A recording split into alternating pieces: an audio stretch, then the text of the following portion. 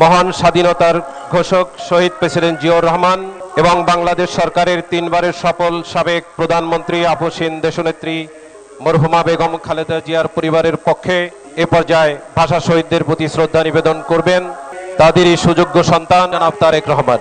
জিয়া পরিবারের পক্ষে জনাব তারেক রহমান এ পর্যায়ে পুষ্পস্তবক অর্পণ করবেন।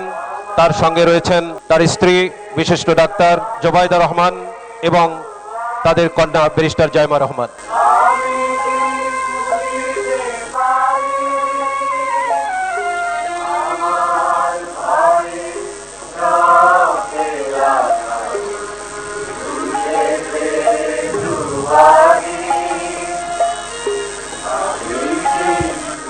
শহীদ প্রেসিডেন্ট জিয়াউর রহমান এবং দেশনেত্রী বেগম খালেদা জিয়ার পরিবারের পক্ষ থেকে তাদের সুযোগ্য সন্তান জনাব তারেক রহমান ভাষা শহীদদের প্রতি শ্রদ্ধা নিবেদন করলেন।